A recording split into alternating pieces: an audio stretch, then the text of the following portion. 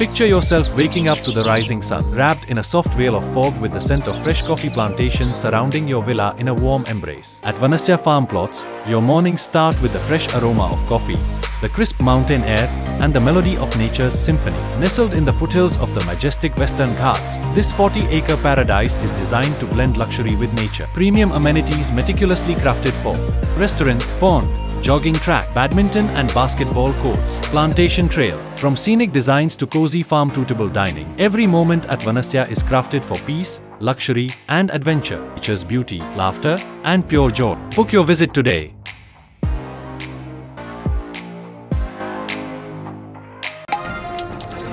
ಸ್ನೇಹಿತರೆ, ವಿಮಾನಗಳು ಹತ್ತಾರು ಕಾರಣಗಳಿಂದ ಪತನ ಆಗಬಹುದು. ವರ್ಷಕ್ಕೆ ಏನಿಲ್ಲ ಅಂದರೂ ಕೂಡ 30-40 ವಿಮಾನಗಳು ಕ್ರ್ಯಾಶ್ ಆಗ್ತವೆ. ಆದರೆ ಪದೇ ಪದೇ ದುರಂತಗಳಾಗೋದು ಮಾತ್ರ ಮುಖ್ಯವಾಗಿ 4 ಕಾರಣಗಳಿಂದ. ಅದರಲ್ಲಿ ಮೊದಲನೇದು ಪೈಲಟ್ ದೋಷ.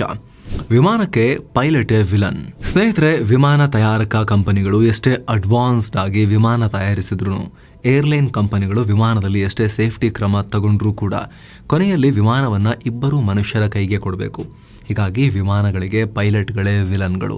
1970ರಿಂದ ಇವತ್ತಿನವರೆಗೂ 11,000ಕ್ಕೂ ಅಧಿಕ ವಿಮಾನ ದುರಂತ ಆಗಿದೆ. ಆದರೆ 50%ಗಿಂತ ಹೆಚ್ಚು, ಅಂದರೆ ಅರ್ಧಕ್ಕರ್ಧ ಅಪಘಾತಗಳಾಗಿರೋದು ಪೈಲಟ್ಗಳ ತಪ್ಪಿನಿಂದ. ಟೆಸ್ಲಾ ಕಾರುಗಳಲ್ಲಿ ಕಣ್ಮುಚ್ಚಿ ಕೂರುವಂತೆ ವಿಮಾನಗಳಲ್ಲಿ ಇನ್ನೂ ಕಂಪ್ಲೀಟ್ ಆಟೋಮೇಷನ್ ವ್ಯವಸ್ಥೆ ಬಂದಿಲ್ಲ. ಕೇವಲ ಆಕಾಶದಲ್ಲಿ ಸ್ವಲ್ಪ ಹೊತ್ತು ಸಾಫ್ಟ್ವೇರ್ ಕೈಗೆ ಆಟೋ ಪೈಲಟ್ ಮೋಡ್ಗೆ ವಿಮಾನ ಕೊಡಬಹುದು. ಆದರೆ ಇವತ್ತಿಗೂ ವಿಮಾನ ಸೇಫ್ ಆಗಿ ಟೇಕ್ ಆಫ್ ಆಗೋಕೆ, ಲ್ಯಾಂಡ್ ಮಾಡೋಕೆ, ತಾಂತ್ರಿಕ ದೋಷಗಳನ್ನು ಮಾನಿಟರ್ ಮಾಡೋಕೆ, ಸಾಲ್ವ್ ಮಾಡೋಕೆ, ಪ್ರತಿಕೂಲ ವಾತಾವರಣ ಎದುರಾಯಿತು ಅಂತ ಹೇಳಿದ್ರೆ ಕೌಂಟರ್ ಮಾಡೋಕೆ ಪೈಲಟ್ಗಳ ನೈಪುಣ್ಯತೆ ಬೇಕು. ಪೈಲಟ್ಗಳನ್ನು 100 ಗಂಟೆಗಳ ಕಾಲ ಸಿಮ್ಯುಲೇಟರ್ಗಳಲ್ಲಿ ಕೂರಿಸಿ ಟ್ರೈನಿಂಗ್ ಕೊಟ್ಟಿರ್ತಾರೆ. ಆದರೆ 100 ಜನರ ಪ್ರಾಣ ಹೊತ್ತು 1000 ಅಡಿ ಎತ್ತರದ ಆಕಾಶದಲ್ಲಿ ವಿಮಾನ ಹಾರಿಸೋ ಪ್ರೆಷರೇ ಬೇರೆ. ಪೈಲಟ್ಗಳು ನಿರಂತರವಾಗಿ ಇಂಧನ ಎಷ್ಟಿದೆ, ಎಷ್ಟು ಎತ್ತರದಲ್ಲಿ ಹಾರ್ತಿದ್ದೀವಿ, ಎಷ್ಟು ವೇಗವಾಗಿ ಹಾರ್ತಿದ್ದೀವಿ ಅಂತೆಲ್ಲ ಚೆಕ್ ಮಾಡ್ತಾ ಇರಬೇಕು. ಏರ್ ಟ್ರಾಫಿಕ್ ಕಂಟ್ರೋಲರ್ ಕೊಡೋ ಇನ್ಸ್ಟ್ರಕ್ಷನ್ನ ಮೈಯೆಲ್ಲ ಕಣ್ಣಾಗಿಸ್ಕೊಂಡು ಕಿವಿಯಾಗಿಸ್ಕೊಂಡು ಅವರು ನೋಡ್ತಿರ್ಬೇಕು, ಕೇಳ್ತಿರ್ಬೇಕು. ವಿಮಾನದ ವಿಂಡ್ ಸ್ಕ್ರೀನ್ ಒರೆಸೋ ವ್ಯವಸ್ಥೆ ಕೂಡ ಖುದ್ದು ಪೈಲಟ್ಗಳೇ ಆಪರೇಟ್ ಮಾಡಬೇಕು. ಹೀಗೆ ಅವರ ಕೆಲಸಗಳು ಒಂದೆರಡಲ್ಲ. ಈ ಹಂತದಲ್ಲಿ ಚಿಕ್ಕ ಮಿಸ್ಟೇಕ್ ಆದರೂ ಕೂಡ ದೊಡ್ಡ ದುರಂತ ಆಗಬಹುದು. 1977ರಲ್ಲಿ ಹೀಗೆ ಒಬ್ಬ ಪೈಲಟ್ ಟೇಕ್ ಆಫ್ ಮಾಡಬೇಡ ಅಂತ ಹೇಳಿದ್ದನ್ನು ಬರೀ ಟೇಕ್ ಆಫ್ ಅನ್ನೋ ಪದ ಅಷ್ಟೇ ಕೇಳಿಸ್ಕೊಂಡು ವಿಮಾನ ಹಾರಿಸ್ಬಿಟ್ಟು ಮತ್ತೊಂದು ವಿಮಾನಕ್ಕೆ ಗುದ್ದಿ 600 ಜನರ ಸಾವಿಗೆ ಕಾರಣ ಆಗಿದೆ. ನಮ್ಮ ಮಾಜಿ CDS chief of defence staff general Bipin Rawat ಅವರ ಹೆಲಿಕಾಪ್ಟರ್ ಕೂಡ ಪೈಲಟ್ ಎರರ್ನಿಂದ ಪತನ ಆಗಿದ್ದು ಅಂತ ಮೊನ್ನೆ ರಿಪೋರ್ಟ್ ಬಂತು. ಹೀಗಾಗಿ ಅನೇಕ ಸಲ ಪೈಲಟ್ಗಳ ತಪ್ಪಿನಿಂದ ಅಪಘಾತಗಳು ಆಗ್ತವೆ. ರೋಡಲ್ಲಿ ಡ್ರೈವರ್ ಎರರ್ನಿಂದ ಅಪಘಾತಗಳು ಹೇಗಾಗ್ತಾವೋ ಹಾಗೆ. ನೆಕ್ಸ್ಟ್, ತಾಂತ್ರಿಕ ದೋಷ. ವಿಮಾನಗಳು ಕ್ರ್ಯಾಶ್ ಆಗೋ 22% ಕೇಸ್ಗಳಲ್ಲಿ ತಾಂತ್ರಿಕ ದೋಷ ಇರುತ್ತೆ. ಇತ್ತೀಚಿನ ವರ್ಷಗಳಲ್ಲಿ ಬೋಯಿಂಗ್ ವಿಮಾನಗಳಲ್ಲಿ ಯಾವ ರೀತಿ ಸಮಸ್ಯೆಗಳು ಕಾಣಿಸ್ಕೊಂಡಿದ್ವು ಅನ್ನೋದನ್ನ ನೋಡಿರ್ತೀರಾ. ಒಂದ್ಸಲ ಡೋರೇ ಕಿತ್ಕೊಂಡು ಹೋಗಿತ್ತು, ನಟ್ ಬೋಲ್ಟ್ಗಳೇ ಲೂಸ್ ಇದ್ವು. ನಾವು ಬೈಕ್, ಕಾರ್ ಓಡಿಸುವಾಗ ಪೆಟ್ರೋಲ್ ಇದೆಯಾ ಅಂತಷ್ಟೇ ನೋಡ್ತೀವಿ. ಕೆಲವರಿಗೆ ಸರ್ವಿಸ್ ಯಾವಾಗ ಮಾಡಿಸ್ಬೇಕು ಅನ್ನೋದು ನೆನಪಿರ್ಬೋದು. ಆದರೆ ಎಲ್ಲೋ ಒಬ್ಬೊಬ್ರು ಮಾತ್ರ ದಿನ ಬ್ರೇಕ್ ವರ್ಕ್ ಆಗ್ತಿದ್ಯಾ ಅಂತ ಚೆಕ್ ಮಾಡ್ಕೊಂಡು ಗಾಡಿ ಓಡಿಸ್ತಾರೆ. ಆದರೆ ವಿಮಾನದ ಒಂದೊಂದು ಕಾಂಪೊನೆಂಟನ್ನು ಕೂಡ ಪ್ರತಿ ಹಾರಾಟಕ್ಕೂ ಮುನ್ನ ಚೆಕ್ ಮಾಡ್ಕೋಬೇಕು. ಒಂದು ಬೋಯಿಂಗ್ ವಿಮಾನದಲ್ಲಿ 4 ಲಕ್ಷಕ್ಕೂ ಅಧಿಕ ವಿಡಿಭಾಗಗಳು, 100ಕ್ಕೂ ಅಧಿಕ ಉಪಕರಣಗಳಿರ್ತವೆ. ಇದರಲ್ಲಿ ಒಂದು ಸಿಸ್ಟಮ್ ಕೈ ಕೊಟ್ಟರೂ ಕೂಡ ದುರಂತ ಆಗುತ್ತೆ. ಅದರಲ್ಲೂ ಏರ್ ಫ್ರೇಮ್, ಇಂಜಿನ್ಗಳು, ಫ್ಲೈಟ್ ಕಂಟ್ರೋಲ್ ಸಿಸ್ಟಮ್, ಲ್ಯಾಂಡಿಂಗ್ ಚಕ್ರಗಳು, electric system, fuel system, environmental control system, hydraulic system, avionics ಉಪಕರಣಗಳನ್ನು ರೆಗ್ಯುಲರ್ ಆಗಿ ಮೇಂಟೈನ್ ಮಾಡಲೇಬೇಕು. ಇಲ್ಲಾಂದರೆ ಅತ್ಯಂತ ಹೆಚ್ಚಿನ ತಾಪಮಾನ, ಒತ್ತಡ ಇರೋದ್ರಿಂದ ಯಾವಾಗ ಬೇಕಾದರೂ ಕೈ ಕೊಡ್ಬೋದು. ಇದೇ ಕಾರಣಕ್ಕೆ ಪ್ರತಿ ಹಾರಾಟದ ಮುನ್ನ, ಪ್ರತಿ ಟೇಕ್ ಆಫ್ನ ಮುನ್ನ ಒಂದಷ್ಟು ಬೇಸಿಕ್ ಚೆಕಿಂಗ್ ಆಗೇ ಆಗುತ್ತೆ ಪ್ರತಿ ವಿಮಾನದ್ದು. ಹಕ್ಕಿ ಬಡಿತ. ಏನೋ ವಿಮಾನ ಹಾರುವಾಗ ಕೆಲವೊಂದ್ಸಲ ಹಕ್ಕಿಗಳು ಇಂಜಿನಿಗೆ ಸಿಕ್ಕಾಕೊಂಡು ಮೆಕ್ಯಾನಿಕಲ್ ಫೇಲ್ಯೂರ್ಗೆ ಕಾರಣ ಆಗ್ತವೆ. ದಕ್ಷಿಣ ಕೊರಿಯಾದಲ್ಲೂ ಹಕ್ಕಿ ಹೊಡೆದು ಮೆಕ್ಯಾನಿಕಲ್ ಫೇಲ್ಯೂರ್ ಆಗಿದೆ. ಈ ಘಟನೆಯಲ್ಲಿ ಹಕ್ಕಿ ಎಕ್ಸಾಕ್ಟ್ ಆಗಿ ಎಲ್ಲಿಗೆ ಬಡಿದಿದೆ ಅನ್ನೋದು ಸ್ಪಷ್ಟ ಇಲ್ಲ. ಆದರೆ ಒಂದಷ್ಟು ದೃಶ್ಯಗಳು ಬಂದಿದ್ದಾವೆ. ಸೀದಾ ಹಕ್ಕಿ ಇದರೊಳಗೆ ಸೇರ್ಕೊಂಡಿರೋ ಥರ, ಆ ಕಡೆ 2 ಇಂಜಿನ್ ಇರ್ತಾವಲ್ಲ ವಿಮಾನಗಳದ್ದು, ಅದ್ರೊಳಗಡೆ ಹೋಗಿ ಸೇರಿಕೊಂಡು ಅದರಿಂದ ಬೆಂಕಿ ಬರ್ತಿರೋ ಥರ ಒಂದಷ್ಟು ವಿಜುವಲ್ಸ್ ಬಂದಿದೆ. ಆದರೆ ಇನ್ನೂ ಸ್ಪಷ್ಟ ಇಲ್ಲ ಇದು. ಜೊತೆಗೆ ವಿಮಾನಗಳ ಚಕ್ರಗಳ ಬಾಗಿಲಿರುತ್ತಲ್ಲ, ಅದರ ಪಕ್ಕದಲ್ಲಿ ಒಂದಷ್ಟು ಸೆನ್ಸಾರ್ಸ್ ಇರುತ್ತೆ, ಆಕ್ಚುವೇಟರ್ಸ್ ಅನ್ನೋ ಡಿವೈಸ್ ಇರುತ್ತೆ. ಈ ಡಿವೈಸ್ಗಳಿಗೆ ಅಥವಾ ನೇರವಾಗಿ ಬಾಗಿಲಿಗೆ ಹಕ್ಕಿ ಹೊಡೆದ್ರೂ ಕೂಡ ಸೆನ್ಸಾರ್ಗೆ ಏನಾದರೂ ಪೆಟ್ಟಾದರೆ ಬಾಗಿಲು ಜಾಮ್ ಆಗೋ ಸಾಧ್ಯತೆ ಇರುತ್ತೆ. ಪೈಲಟ್ಗಳು ರೆಡಾರ್ನಲ್ಲಿ ಯಾವುದಾದ್ರೂ ಹಕ್ಕಿಗಳಿದಾವ ಅಂತ ನಿರಂತರವಾಗಿ ನೋಡ್ತಿರ್ಬೇಕು. ಇದ್ರೆ ಅವುಗಳನ್ನು ಅವಾಯ್ಡ್ ಮಾಡೋಕೆ ವಿಮಾನದ ಆಲ್ಟಿಟ್ಯೂಡ್ ಚೇಂಜ್ ಮಾಡಬೇಕು. ಹೀಗಾಗಿನೇ ಏರ್ಪೋರ್ಟ್ಗಳಲ್ಲಿ ಹಕ್ಕಿ ಹಾರದಂತೆ ತಡೆಯೋಕೆ ಭಾರೀ ಎಚ್ಚರಿಕೆ ತಗೊಳ್ತಾರೆ. ಮಿಸೈಲ್ ಡಿಫೆನ್ಸ್ ಸಿಸ್ಟಮ್ ತರ ಬರ್ಡ್ ಡಿಟೆಕ್ಷನ್ ರೆಡಾರ್ ಇಟ್ಟಿರ್ತಾರೆ. ಅವುಗಳನ್ನ ಹೆದರಿಸಿ ಓಡಿಸೋ ಬಯೋ ಅಕಾಸ್ಟಿಕ್ ಡಿವೈಸ್ ಕೂಡ ಇರುತ್ತೆ. ಹಕ್ಕಿಗಳು ಮಾಂಸಾಹಾರಕ್ಕೆ ಹೆಚ್ಚು ಅಟ್ರಾಕ್ಟ್ ಆಗ್ತವೆ ಅಂತ ಏರ್ಪೋರ್ಟ್ಗಳ ಬಳಿ ನಾನ್ ವೆಜ್ ರೆಸ್ಟೋರೆಂಟ್ಗಳು ಕೂಡ ಇರೋ ರೀತಿ ಇಲ್ಲ. ಅದನ್ನು ಓಪನ್ ಆಗಂದ್ರೆ ಹೊರಗಡೆ ಮಾಂಸ ಎಲ್ಲ ಕಾಣೋ ರೀತಿ ಎಲ್ಲೂ ಡಿಸ್ಪ್ಲೇ ಮಾಡೋಂಗಿಲ್ಲ. ಮಾಂಸದ ಪದಾರ್ಥಗಳನ್ನ ಎಲ್ಲೆಂದರಲ್ಲಿ ಬಿಸಾಕೋ ಹಾಗಿಲ್ಲ. ಸತ್ತ ಪ್ರಾಣಿಗಳು ಬಿದ್ದಿದ್ರು ಕೂಡ ಅವುಗಳನ್ನ ಡಿಸ್ಪೋಸ್ ಮಾಡೋಕೆ ಕೂಡಲೇ ಕ್ರಮ ಕೈಗೊಳ್ಳಲಾಗುತ್ತೆ. ಏರ್ ಶೋಗಳಲ್ಲೂ ಕೂಡ ನಾನ್ ವೆಜ್ ಇದೇ ಕಾರಣಕ್ಕೆ ಬ್ಯಾನ್ ಮಾಡಲಾಗಿರುತ್ತೆ. ಕೆಲ ಕಡೆ ಈ ಹಕ್ಕಿ ಓಡಿಸೋಕೆ ಟ್ರೈನಿಂಗ್ ಕೊಟ್ಟು ಫಾಲ್ಕನ್, ಹಾಕ್ ಹದ್ದುಗಳನ್ನ ಕೂಡ ಬಿಟ್ಟಿರ್ತಾರಂತೆ. ಇವು ಹಕ್ಕಿಗಳಲ್ವಾ, ಅದೇನು ಲೆಕ್ಕಾಚಾರ ಗೊತ್ತಿಲ್ಲ. ಇವುಗಳಿಗೆ ಮೋಸ್ಟ್ಲಿ ಟ್ರೈನಿಂಗ್ ಆಗಿರುತ್ತೆ ಅಂತ ಕಾಣುತ್ತೆ. ಅಷ್ಟು ಮಾತ್ರ ಅಲ್ಲ, 20-30 ಸಾವಿರ ಸಂಬಳ ಕೊಟ್ಟು ಮನುಷ್ಯರನ್ನ ಕೂಡ ನೇಮಿಸಿರ್ತಾರೆ ಇದನ್ನ ಹಕ್ಕಿಗಳ ವಿಚಾರವನ್ನ ಮಾನಿಟರ್ ಮಾಡೋಕೆ. ಹವಾಮಾನ ದುರಂತ ಹವಾಮಾನ ವೈಪರೀತ್ಯ 12% ಆಕ್ಸಿಡೆಂಟ್ಗಳಿಗೆ ಕಾರಣ ಆಗ್ತಾ ಇದೆ. ಸಾಮಾನ್ಯವಾಗಿ ವಿಮಾನ ಟೇಕ್ ಆಫ್ ಆಗೋಕ್ಕೂ ಮುಂಚೆನೆ ಹವಾಮಾನ ಚೆಕ್ ಮಾಡಲಾಗುತ್ತೆ. ವಾತಾವರಣ ತೀರಾ ಕೆಟ್ಟದಾಗಿದ್ರೆ ವಿಮಾನ ಹಾರಾಟ ರದ್ದಾಗ್ತವೆ. ಆದರೆ ಕೆಲವೊಮ್ಮೆ ವಿಮಾನ ಹಾರಾಟ ನಡೆಸುವಾಗಲೇ ಸಡನ್ ಆಗಿ ವೆದರ್ ಕಂಡೀಷನ್ ಚೇಂಜ್ ಆಗ್ಬೋದು. ಯಾಕಂದರೆ ಕೆಲ ಕಡೆ ವೆದರ್ ಬಹಳ ಅನ್ಪ್ರಿಡಿಕ್ಟಬಲ್ ಆಗಿರುತ್ತೆ. ಸಿಡಿಲು ಬಡಿಯೋದು ವಿಮಾನಗಳಿಗೆ ಒಳ್ಳೆಯದಲ್ಲ.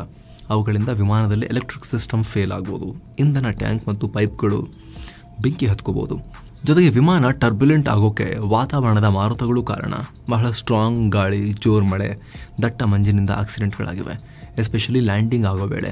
ಇರಾನ್ ಮಾಜಿ ಅಧ್ಯಕ್ಷ ಇಬ್ರಾಹಿಂ ರೈಸಿ ಅವರ ಹೆಲಿಕಾಪ್ಟರ್ ಕಳೆದ ಮೇನಲ್ಲಿ ಕ್ರ್ಯಾಶ್ ಆಗಿದ್ದು ಬ್ಯಾಡ್ ವೆದರ್ನಿಂದಾನೆ. ಮಾತಿನಿಂದ ಆಗೋ ಎಡವಟ್ಟು ಏರ್ ಟ್ರಾಫಿಕ್ ಕಂಟ್ರೋಲರ್ ಎರರ್. ಜಗತ್ತಿನಾದ್ಯಂತ ಅತ್ಯಂತ ಸ್ಟ್ರೆಸ್ಫುಲ್ ಕೆಲಸಗಳಲ್ಲಿ ಏರ್ ಟ್ರಾಫಿಕ್ ಕಂಟ್ರೋಲರ್ ಕೆಲಸ ಕೂಡ ಒಂದು. ಆಕಾಶದಲ್ಲಿ ಹಾರಾಡ್ತಿರೋ ಎಲ್ಲ ವಿಮಾನಗಳ ಮೇಲೂ ಕಣ್ಣಿಡಬೇಕು. ಒಂದಕ್ಕೊಂದು ಸರಿಯಾದ ಡಿಸ್ಟೆನ್ಸ್ನಲ್ಲಿ ಇದೆಯಾ ಅಂತ ನೋಡ್ಕೋಬೇಕು. ಒಂದೇ ಸಲ 10 ವಿಮಾನಗಳನ್ನು ಮಾನಿಟರ್ ಮಾಡ್ತಿರ್ತಾರೆ. ಸಾಕಷ್ಟು ಸ್ಪ್ಲಿಟ್ ಸೆಕೆಂಡ್ ಡಿಸಿಷನ್ಗಳನ್ನು ಕೂಡ ತಗೋಬೇಕಾಗಿರುತ್ತೆ. ಟೇಕ್ ಆಫ್ ಹಾಗೂ ಲ್ಯಾಂಡ್ ಆಗೋ ಪ್ರತಿಯೊಂದು ವಿಮಾನಕ್ಕೂ ರನ್ವೇ ಕ್ಲಿಯರ್ ಮಾಡಬೇಕು. ಸೊ ಬಹಳ ರೆಸ್ಪಾನ್ಸಿಬಿಲಿಟೀಸ್ ಇರೋ ಕೆಲಸ. ಸರಿಯಾದ ಟೈಮ್ನಲ್ಲಿ ಪೈಲಟ್ಗಳಿಗೆ ಇನ್ಸ್ಟ್ರಕ್ಷನ್ ಕೊಡಬೇಕು. ಚೂರು ಡಿಲೇ ಕೂಡ ಆಗೋ ಹಾಗಿಲ್ಲ. ಗಮನ ಸ್ವಲ್ಪ ಆ ಕಡೆ ಹೋದರೂ ಕೂಡ ದುರಂತಗಳೇ ಆಗ್ಬೋದು. 5-10% ಆಕ್ಸಿಡೆಂಟ್ಗಳು ATC ಎರರ್ನಿಂದಲೂ ಆಗಿವೆ. 2002ರಲ್ಲಿ ಜರ್ಮನಿಯ ಉಬರ್ಲಿಂಗನ್ನಲ್ಲಿ 2 ವಿಮಾನಗಳು ಮಿಡ್ ಏರ್ನಲ್ಲಿ ಡಿಕ್ಕಿ ಹೊಡೆದು 71 ಮಂದಿ ಬಲಿಯಾಗಿದ್ರು. ಅದಕ್ಕಾಗಿಯೇ ಸ್ನೇಹಿತರೆ, ವಿಮಾನದ ಒಟ್ಟು ಕಾಸ್ಟ್ನಲ್ಲಿ ಸುರಕ್ಷತೆಗೆ ಅಂತಲೇ 10-15% ಖರ್ಚು ಮಾಡ್ತಾರೆ.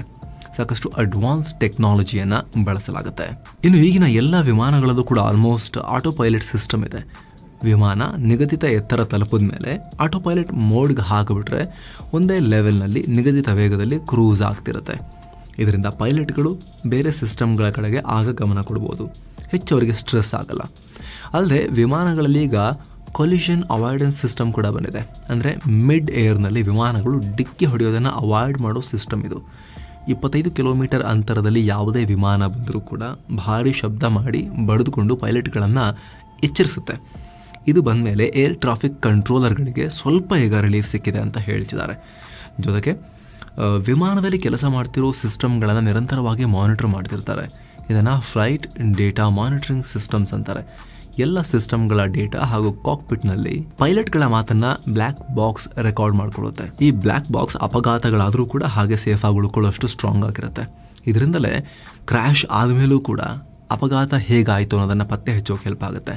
ಇನ್ನು ಎನ್ಹ್ಯಾನ್ಸ್ಡ್ ವಿಷನ್ ಸಿಸ್ಟಮ್ಸ್ ಇರುತ್ತೆ. ಅಂದರೆ ವೆದರ್ ಚೆನ್ನಾಗಿಲ್ಲ ಅಂದರೂ ಅಡ್ವಾನ್ಸ್ ಸೆನ್ಸಾರ್ಗಳ ಸಹಾಯದಿಂದ ವಿಮಾನದ ಮುಂದೆ ಏನಿದೆ ಅನ್ನೋ ಕ್ಲಿಯರ್ ಪಿಕ್ಚರನ್ನು ಇದು ಎಲೆಕ್ಟ್ರಾನಿಕಲಿ ಪಿಕ್ಚರೈಸ್ ಮಾಡಿಕೊಡುತ್ತೆ. ಸ್ಯಾಟಲೈಟ್ ಹಾಗೂ ರೆಡಾರ್ ಡೇಟಾ ಆಧರಿಸಿ ಇದು ಕೆಲಸ ಮಾಡುತ್ತೆ. ವಿಮಾನದ ಮುಂದೆ ಏನೂ ಕಾಣ್ತಿಲ್ಲ ಅನ್ನೋ ಪರಿಸ್ಥಿತಿ ಇದ್ದಾಗ ಪೈಲಟ್ಗಳು ಬ್ಲೈಂಡ್ ಆಗಿ ಕಂಪ್ಯೂಟರ್ ಕೊಡೋ ಡೇಟಾ ಆಧರಿಸಿ ಲ್ಯಾಂಡಿಂಗ್ ಮಾಡಬೇಕಾಗತ್ತೆ. ಗ್ಲೈಡ್ ಸ್ಲೋಪ್ ಇಂಡಿಕೇಟರ್ ಅಂತ ಒಂದು ಸಿಸ್ಟಮ್ ಇರುತ್ತೆ. ಇದು ಈ ಆ್ಯಂಗಲ್ನಲ್ಲಿ ವಿಮಾನ ಕೆಳಗೆ ಹೋಗಬೇಕು, ಇಷ್ಟು ಸೆಕೆಂಡ್ಗೆ ರನ್ವೇ ಟಚ್ ಮಾಡಬೇಕು, ಹೀಗೆ ಲೈವ್ ಡೇಟಾ ಕೊಡ್ತಿರುತ್ತೆ. ಅದನ್ನು ಆಧರಿಸಿ ಪೈಲಟ್ ಲ್ಯಾಂಡಿಂಗ್ ಮಾಡ್ತಾರೆ. ಜೊತೆಗೆ ದೊಡ್ಡ ಪ್ರಮಾಣದ ಮಳೆ, ಹೆಚ್ಚು ಟರ್ಬ್ಯುಲೆನ್ಸ್ ಇರೋ ಪ್ರದೇಶಗಳನ್ನು ಅಡ್ವಾನ್ಸ್ ಆಗಿ ಗುರುತಿಸಿ ಅವಾಯ್ಡ್ ಮಾಡೋಕೆ ವೆದರ್ ರೆಡಾರ್ಗಳನ್ನು ಕೂಡ ಬಳಸಲಾಗುತ್ತೆ. ಏನೋ ಟೇಕ್ ಆಫ್ ಹಾಗೂ ಲ್ಯಾಂಡಿಂಗ್ ಟೈಮ್ನಲ್ಲಿ ಪೈಲಟ್ಗಳ ನೆರವಿಗೆ ರನ್ವೇ ಸೇಫ್ಟಿ ಸಿಸ್ಟಮ್ಸ್ ಇರುತ್ತೆ. ರನ್ವೇ ಬಳಿ ನೆಲದ ಮೇಲಿರೋ ರೆಡಾರ್ಗಳು, ರನ್ವೇನಲ್ಲಿರೋ ಲೈಟ್ಗಳು, ರನ್ವೇ ಮೇಲಿರೋ ಮಾರ್ಕಿಂಗ್ಸ್ ಎಲ್ಲವನ್ನು ಬಳಸ್ಕೊಂಡು ರನ್ವೇ ಸೇಫ್ಟಿ ಸಿಸ್ಟಮ್ ಕೆಲಸ ಮಾಡುತ್ತೆ. ಇಷ್ಟೆಲ್ಲ ಸೇಫ್ಟಿ ಸಿಸ್ಟಮ್ಸ್ ಇದ್ರೂ ಕೂಡ ಅಪಘಾತಗಳು ಆಗ್ತಾನೆ ಇವೆ. ಕಾರಣ ಏವಿಯೇಷನ್ ಇಂಡಸ್ಟ್ರಿಯ ಕಾಂಪ್ಲೆಕ್ಸಿಟಿ. ಎಷ್ಟೇ ಟೆಕ್ನಾಲಜಿ ಇದ್ರೂ ವೆದರ್ ನಮ್ಮ ಕೈಲಿಲ್ಲ. ಪಕ್ಷಿಗಳನ್ನು ನಾವು ಕಂಪ್ಲೀಟಾಗಿ ಕಂಟ್ರೋಲ್ ಮಾಡೋಕ್ಕೆ ಸದ್ಯಕ್ಕೆ ನಾವಿನ್ನೂ ಉಪಾಯ ಕಂಡುಕೊಂಡಿಲ್ಲ ಅಷ್ಟು ಬೃಹದಾಕಾರದ ಏರ್ ಸ್ಪೇಸ್ನಲ್ಲಿ.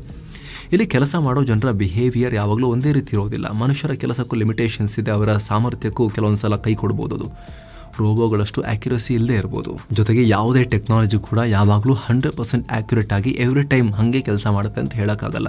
ನಿಮ್ಮ ಫೋನ್ ಕೆಲವೊಂದ್ಸಲ ಹ್ಯಾಂಗ್ ಆಗಲ್ವಾ? ಅಷ್ಟು ವೀಕ್ ಇರೋದಿಲ್ಲ, ಇನ್ನೂ ಅಡ್ವಾನ್ಸ್ ಆಗಿರುತ್ತೆ ವಿಮಾನಗಳಲ್ಲಿ ಬಳಸುವಂಥ ಸಿಸ್ಟಮ್ಸ್, ಅದೆಲ್ಲ ಮೈಂಡಲ್ಲೂ ಕೂಡ ಮಾಡಿರ್ತಾರೆ. ಬಟ್ ಸ್ಟಿಲ್ ಯಾವುದಾದ್ರೂ ಕಾರಣಗಳಿಗೆ ಏನಾದರೂ ಎಲೆಕ್ಟ್ರಾನಿಕ್ಸ್ನಲ್ಲಿ ಏರುಪೇರಾಗಿ ಅವುಗಳು ಕೂಡ ಕೈ ಕೊಡೋ ಸಾಧ್ಯತೆ ಇದ್ದೇ ಇರುತ್ತೆ. ಉದಾಹರಣೆಗೆ ಸಿಡಿಲು ಹೊಡೆದಾಗ ಎಲೆಕ್ಟ್ರಾನಿಕ್ಸ್ ಕೈ ಕೊಡ್ಬೋದು.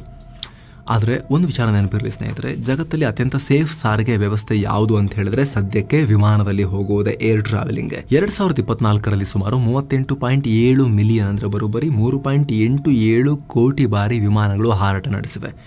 ಆದರೆ ಇದೇ ಅವಧಿಯಲ್ಲಿ ಅಪಘಾತಗಳಾಗಿರೋದು ಕೇವಲ 70ರಿಂದ 100 ಬಾರಿ. ಪ್ರಾಣ ಹೋಗುವಂಥ ಆಕ್ಸಿಡೆಂಟ್ ಆಗಿರೋದು ಕೇವಲ 18ರಿಂದ 20 ಬಾರಿ.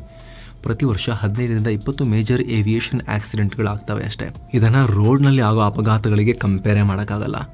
WHO ಮಾಹಿತಿ ಪ್ರಕಾರ ಜಗತ್ತಲ್ಲಿ ದಿನಕ್ಕೆ 3700 ಜನ ರಸ್ತೆ ಅಪಘಾತಗಳಲ್ಲಿ ಸಾಯ್ತಾರೆ. ದಿನಕ್ಕೆ ಜನ ಲೈಸೆನ್ಸ್ ಇಲ್ಲದೆ ತಮ್ಮ ಮಕ್ಕಳ ಕೈಲಿ ಕಾರ್ ಕೊಡ್ತಾರೆ. ಆದರೆ ವಿಮಾನದಲ್ಲಿ ಪುಟಾಣಿ ಪ್ರಾಬ್ಲಮ್ ಇದ್ರೂ ಕೂಡ ವಿಮಾನ ಟೇಕ್ ಆಫೇ ಆಗಲ್ಲ. ವಿಮಾನದಲ್ಲಿ ದಿನೇ ದಿನೇ ಇನ್ನಷ್ಟು ಟೆಕ್ನಾಲಜಿ ಇಂಪ್ರೂವ್ ಆಗ್ತಿದೆ. ಹ್ಯೂಮನ್ ಎರರ್ ಕಮ್ಮಿ ಮಾಡೋಕ್ಕೆ ರಿಸರ್ಚ್ ಕೂಡ ಆಗ್ತಾ ಇದೆ. ಹಾಗಾಗಿ ಇತ್ತೀಚಿನ ವರ್ಷಗಳಲ್ಲಿ ಮುಂಚೆ ಕಂಪೇರ್ ಮಾಡಿದ್ರೆ ಅಪಘಾತಗಳ ಸಂಖ್ಯೆ ತುಂಬ ಕಮ್ಮಿನೇ ಆಗಿದೆ. ಹಾಗಾಗಿ ವಿಮಾನ ಹತ್ತೋಕೆ ಭಯಪಡಬೇಕು ಅಂತ ಇಲ್ಲ.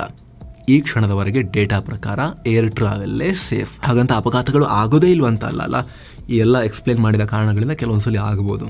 ಆದರೆ ರಸ್ತೆಗಳಲ್ಲೇ ವಿಪರೀತ ಜಾಸ್ತಿ, ಆಕಾಶ ಮಾರ್ಗದಲ್ಲೇ ಕಮ್ಮಿ. ಬರ್ತಾ ಬರ್ತಾ ಆಕಾಶ ಮಾರ್ಗದ ಪ್ರಯಾಣದಲ್ಲಿ ಅಪಘಾತಗಳ ಸಂಖ್ಯೆ ರಿಡ್ಯೂಸ್ ಆಗ್ತಾ ಬರ್ತಿದೆ. ಬಟ್ ಆಗಾಗ ಈ ಥರದಾದಾಗ ದೊಡ್ಡ ಸುದ್ದಿ ಕೂಡ ಆಗುತ್ತೆ. ಯಾಕಂದರೆ ಸಾಮಾನ್ಯವಾಗಿ 100 ಜನ ಇರ್ತಾರೆ ವಿಮಾನದಲ್ಲಿ, ಒಂದೊಂದು ವಿಮಾನದಲ್ಲಿ. ಜೊತೆಗೆ ವಿಮಾನಯಾನ ಅನ್ನೋ ಕಾನ್ಸೆಪ್ಟೇ ಸೆನ್ಸೇಷನಲೈಸೇಷನ್ಗೆ ಕಾರಣ ಆಗುವಂತಹ ಒಂದು ಗ್ರಾವಿಟಿ ಇರುವಂಥ ಸಬ್ಜೆಕ್ಟ್ ಅಥವಾ ಆ ಆಕರ್ಷಣೆ ಇರುವಂಥ ಮೆಥಡ್ ಆಫ್ ಟ್ರಾನ್ಸ್ಪೋರ್ಟ್ ಅದು. ಹಾಗಾಗಿ ಜಾಸ್ತಿ ಸುದ್ದಿ ಆಗುತ್ತೆ. ಸೊ ಫ್ರೆಂಡ್ಸ್, ಇದಾಗಿದೆ ಇದ್ರ ಬಗ್ಗೆ ನಿಮಗೆ ಡೀಟೇಲ್ ಆಗಿ ಮಾಹಿತಿ ಕೊಡೋ ಪ್ರಯತ್ನ. Thank you so much. ಮತ್ತೆ ಭೇಟಿ ಆಗ್ತಿರೋಣ. ನಮಸ್ತೆ.